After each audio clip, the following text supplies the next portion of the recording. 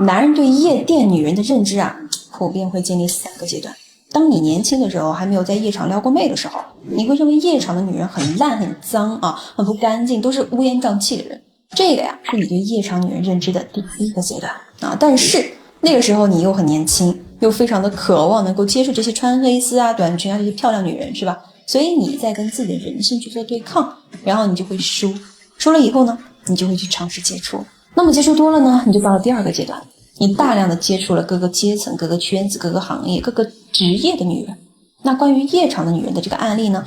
我做过太多了啊，帮大量的兄弟拿到过记录。那经历这个阶段的兄弟就会发现，其实很多夜场女人啊，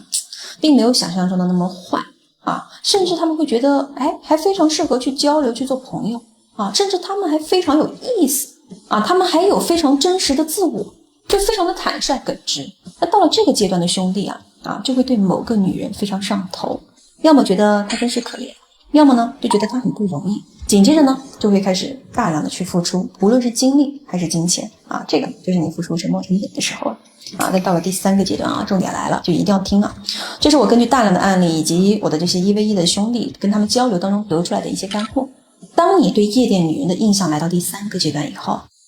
就完全不一样了。你能来到这个阶段，其实不是说你和女人打的交道足够的多，而是你和各种各样的人都已经打过交道了。这个时候你会发现你身上啊多了一些神气，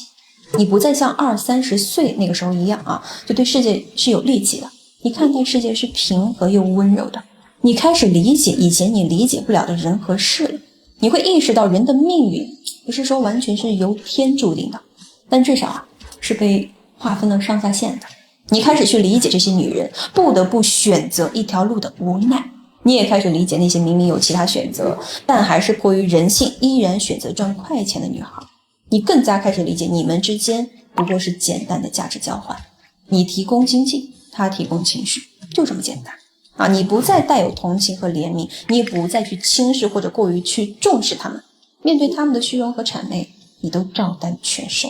因为你看透了人性，所以你反而不会生气啊！但是你再也不会因为某一个女孩去上头，因为你知道，即便有的女孩啊，她虽然在夜店工作啊，比如说做什么 DJ 呀，对吧？啊，她对男朋友甚至是非常忠诚的，她赚了钱甚至是可以全给男朋友花的。但是如果你是有选择的，你还没有进入关系，你还是会去选择一些不去夜店的女孩，因为不是每个兄弟他都想成为那种去接触很多这种女人的人啊，他只是想要一段稳定的长期关系。